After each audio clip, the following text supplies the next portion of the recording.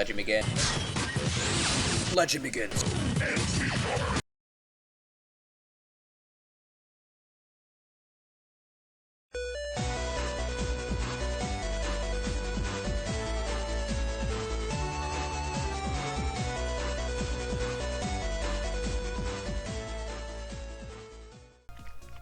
Yo, what's up, everyone? Legend Begins here, and I am back after... I've said that quite a lot, I'm sure, but I'd really like to get back in the swing of things. So what better way to start that off than to go buy a game that doesn't require that much thought, just instinct, like Team Instinct of Pokemon Go. It's a little too early to start making pop culture references, I'm sure, because it's been so long, and you guys deserve an explanation. As I'm sure you saw in the Where I've Been video, if you happen to watch it, I have been in the process of making a game, and boy, game making is difficult, but it's not impossible. I've been rather happy with the development of the game. It's been slow right now, just because the start of a new year and all that, you know, blah, blah, blah, blah. But, throughout this time, I've gotten better at Super Meat Boy, because sometimes I just have, like, an extra, 10 minutes to start playing a game. And so I've just been trying to beat the Dark World on Super Meat Boy. And it's going pretty well. So I've gotten better at this game. Not that you can tell from my performance so far, but I'll get there. Don't worry. This won't take that long. We're only a minute into the episode. But there's not much more to it. I've been making a game, and I've just been kind of burned out of video games recently, you know? I've been putting as much effort into game making as I can, but I'm trying not to get burned out of that too. Like, everyone, we always get burned out a little bit.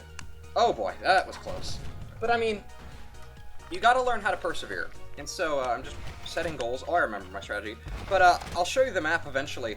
I've actually beaten all of Call of Cotton Alley on my own. I'm sorry, it's not exactly blind anymore. I don't remember if that was like a selling point when I made it at the beginning. But I have A+ on almost every level in the game. So you guys won't have too many of those focus modes anymore. But yeah, I want to make more VR videos, because those are the most popular videos, other than Game Legends, that I've ever made. Because you guys apparently love VR, which is great, because I do too. So, let's make more VR videos. By the way, I don't think I'm actually fairly certain this isn't intended. This is like a glitch, because I can run into the machine and not die. It's just a matter of jumping early enough. But it'll be fine. We're only 2 minutes into the episode. I will give you a timestamp every second of it, Not every minute, like I was going to say. But regardless, I'll stick to the 15-minute format as usual, because you guys value your time, as do I. And I have game development to get back to, because Sword and Shield is on its way. And, I think I'll talk a little about the game development process to you guys. Just like anything, there's always trade-offs, there's always stuff you've got to watch out for. And right now in the process of Sword and Shield, I'm working on it. Well, obviously I'm working on it. But I wanted to, initially when I was creating it, I asked the internet community on Reddit if they wanted a campaign mode. And they said absolutely. And little did I know that answer of them caused the most pain I would face in probably a lifetime. But don't worry about it. Right now I'm actually partnered with the OSVR Development Fund. I'm working on making the game work with non-exclusives, by the way. I don't believe in exclusives. I think it's wrong and it's bad for the VR company. Or VR industry. But I have a non-exclusive partnership agreement with them that they will help partially fund my game, and in exchange, I'm going to make sure that their game, or that my game, functions on the OSVR hacker development kit, and eventually the OSVR consumer product. And I'm pretty excited, guys. I actually have an OSVR HDK. I might record a video with it sometime. It's essentially just like the Vive, just no controller, so I might not. I don't know. Maybe just to show you guys what it's like. The software has some, they gotta get the software down a little bit more, just because it's not a consumer product yet, obviously. But the problem is it's just a little bit difficult to configure right now. But other than that, I'm gonna make it work. It's a pretty cool headset, I'll give it that. The lenses are spectacular. The Vive uses Fresnel lenses, and what those do, they cause these little rings to appear. And those rings can make it so there's just a little sweet spot for focus. Let me just show you guys how this level's intended to be done. And as you can see, it's more difficult and it's harder to get an A+. This, I die a lot, but of course I can, whenever I get it well, and I'm not really paying attention because I'm talking about VR. Anyway, the OSVR HDK is really good, and it doesn't have Fresnel lenses. It has, I believe, custom lenses. And what those do is they make it so the sweet spot is everywhere. And that is wonderful, I might add. That is the #1 thing the OSVR HDK has over the Vive. The Vive, I think, is wonderful, mainly because of its tracked controllers. That is the biggest selling point of the Vive. But, like, the lenses don't hold a candle to OSVR's. The screen on the Vive is actually a bit better, not in resolution, but just in the consistency of the pixels. Technically, because the Vive uses a pentile display, and the OSVR HDK uses an RGB display, that display itself is technically better. But the Vive has better color consistency. Looking at the OSVR HDK, it looks almost like there's a bit of, like, I don't know exactly how to explain it. I could call it a linen texture, but that sounds like the Mura effect, and it's not really, I don't think. But it's just like there's not as much color consistency. It looks almost as if you're looking at a quilt. Oh, we did it. Instead of looking at a full-on VR, like full-on like real-life colors, I guess I could call it. But otherwise, it's pretty good. It's 6 seconds. That's pretty great. But otherwise, it's a wonderful headset. I really do approve of it. If you're looking for like a $400 VR solution, that's what you want. Commentary over. We can just cut the episode now. I have pitched OSVR enough. But yeah, I'm working on game development. And oh yeah, what I was saying. The campaign has been driving me insane. So I wanted to create a full-blown story. And I'm still trying to get a story in, but it's not exactly in the same format that I wanted before. I'd like to eventually have a full-on campaign thing. It'll have to probably come in a later update, guys, because this thing is just kind of driving me crazy right now. Not enough for me to stop making the game, of course. Oh, look at that, we won. But, in the sense that it's very difficult right now for me to get everything to work together from a coding aspect. And, uh-oh. Well, anyway, and so what I'm going to be doing, and call me out on this if this is a stupid idea, but in place of a full-blown, like, interactive story, I have created essentially what the story is, just without, like... It's pretty much the same as the story. I've just modified it a little bit to be easier on me. And it's called Boss Rush Mode. And it's where you go through all the story bosses, and pretty much, like, in the campaign, the story is communicated through the bosses. It's very abstract, as a lot of people don't like in video games, apparently. But that's fine. It's probably not for everyone. Not for the people who don't like abstract stories, just play arcade mode. Or just play the campaign and don't care about it. I mean, you don't have to care about the story to enjoy gameplay. But there is a story to it that I have actually planned out. I wanted there to be 3 games in the series. And I'm thinking about it. I'm going to definitely take a break after... Darn it, I missed one. Definitely taking a break after this. Just because this has caused me a lot of stress, and I have other stuff I gotta focus on right now. I'm actually, cybersecurity. I'm not a... Like, I don't want to say game development isn't my... Well, I'll say it. Game development isn't my passion.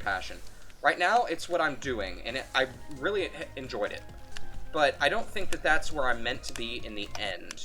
What just happened?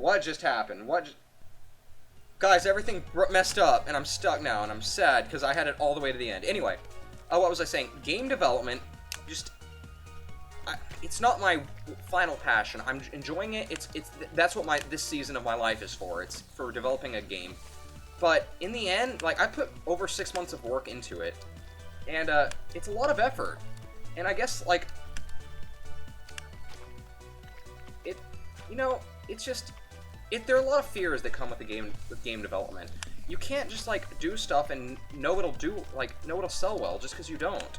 And yes, you might make it because you have a passion for making it, but in the end, you have to sell your product.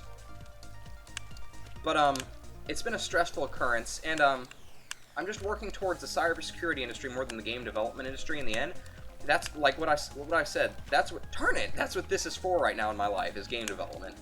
But like, by the end of it, I'm eventually going to stop making games, because this is just, like, I'm a coder. And I lost running speed. Anyway, and coding is what I do. And that allows me to make games, because I can code them. But, and the skills translate to all areas of coding pretty well. But in the end, like, my final goal isn't to code so I can make great video games for everyone, as cool as that sounds. I want to hack things! And, but like, oh boy, this is the last one. Guys, look how much progress we've made! I told you I'm good!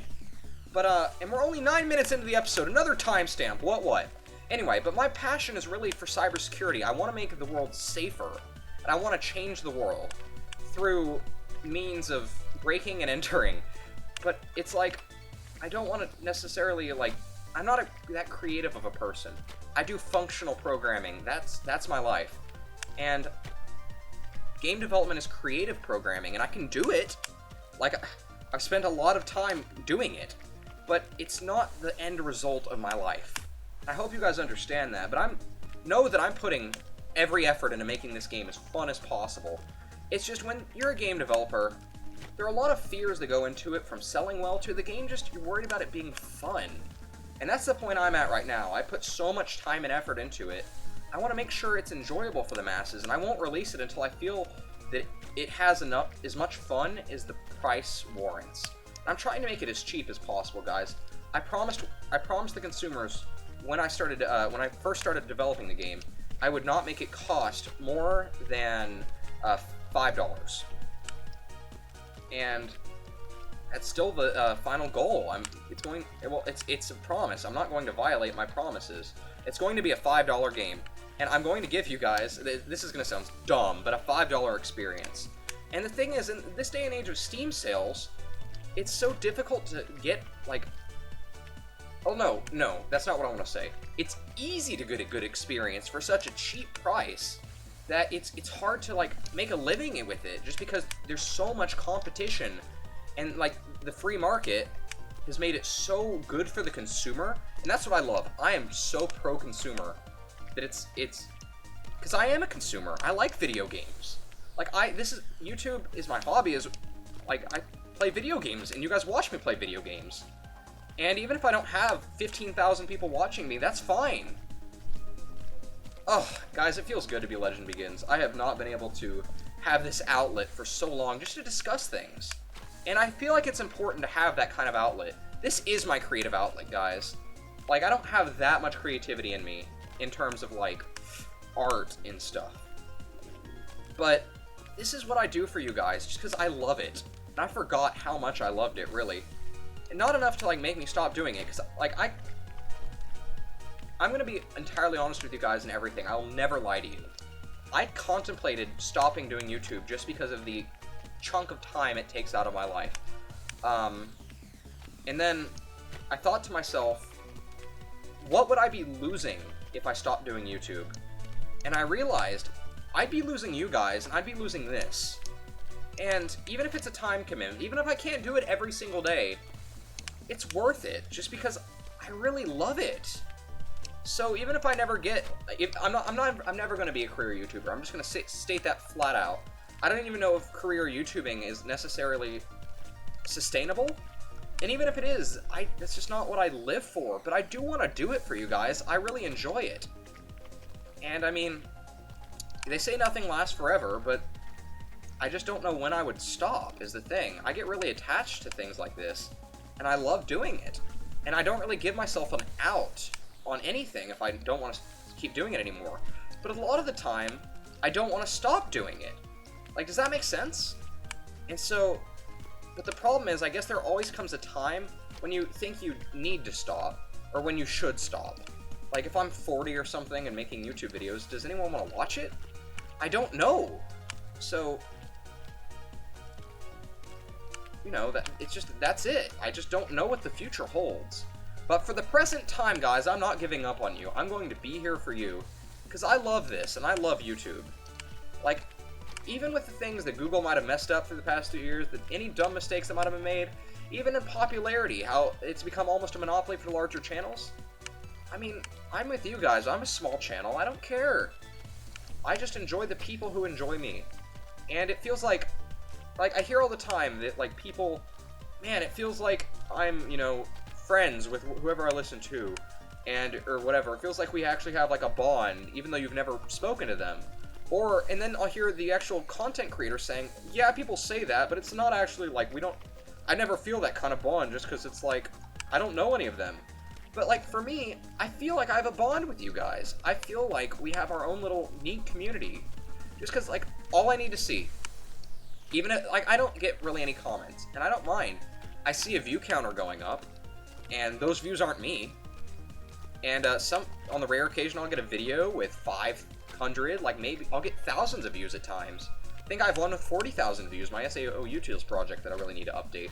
But, like, but with the community that watches me every time, just those 10 people that watch every single one of my episodes, I feel like you guys are, like, I don't want to say friends, because I don't want to, like, I almost said impeach. I don't want to intrude on anything, but I mean, I feel like we have, like, a sense of bond is the beginnings in the community.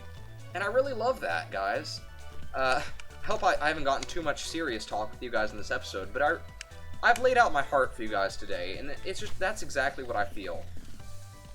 And I want you guys to feel, I guess, loved, just because I really do care about you all, and I want you guys to enjoy watching my videos, and I enjoy making them. And so I suppose I'll continue. What was I saying with the game? Something like that. Yeah, I really enjoy getting to, like, lay out what I say to you guys, and it's very therapeutic for me, I guess I could say. You could even say that Legend Begins is its own other, its own thing in my life that I can express myself. And, it's the concept of Legend Begins, me. This that you guys see here, like, it's my creative outlet. I don't want you guys to think that I'm faking it for the channel. This is how I act, like, around other people when I'm in, like, a creative state of mind. It's like, I'm not being super serious. I'm just kind of joking around, hanging out. You guys hear me, like, the real me when I'm hanging out. I'm not gonna make up any fake reactions. Like, I might say stuff loudly, but I say stuff loudly in real life. Just because, like, I'm not to an obnoxious degree. But, I mean, if I'm playing Smash and someone beats me, I'll be like, whoa! Cool move, bruh! Like, a lot of times it'll be an exaggerated reaction, quote-unquote, just for the laughs, because I'll do it to try to make you guys laugh, just like I do it to make my friends laugh. But in the end, that's not fake. That's how I act, just because I like making people smile. That was corny, okay? That was not cool. But I am not a cool individual whatsoever. I am out of time. I'm sorry, guys. But anyway, Sword and Shield, last thing about it. I'm working on just making the game as fun as possible. Campaign mode. I'm adding a boss rush mode, which contains all the plot elements of the campaign, but just makes it a little easier for me, and I hope a little more fun for you guys, or anyone who buys it. And, I'm excited about it. I'm nervous, I'm not going to lie, I am scared as all get out. But I think it'll be a success to whatever degree. I'm aiming for 1,000 sales. That's really all I want, just to get me through a little more, of life, I guess you could call it. Steam is very good to developers. I really appreciate Valve. Steam is very good. Valve is very good to developers, and I really appreciate Valve. So, thanks, guys, for being a part of my community. Thanks for watching. I really love you guys. The game's going fine. It'll be out in, like, within the next month, probably. The VR market isn't dry as a bone anymore, and that stinks for me, because less people are going to buy, because people care more about their purchases. I'm not lying, I'm just serious. The less people buy stuff, the more games there are. And I had more of a chance of selling when there was more in the VR market. It would have been easier for me if I just did pure arcade mode, but it's okay. I'm doing a campaign mode, boss rush campaign, and I'm not going to regret it, because I'm happy with the product I've made. So, and that's it. I love you guys. Thanks so much for supporting me. Thanks for being with me. And I'm not going to leave you guys. So I'll say, thanks for watching. Make sure you give this video a like if you enjoyed it. Leave a comment in the comment section down below. Make sure you share this video on Google+. Thanks so much for watching, and I'll see you guys next time. Goodbye!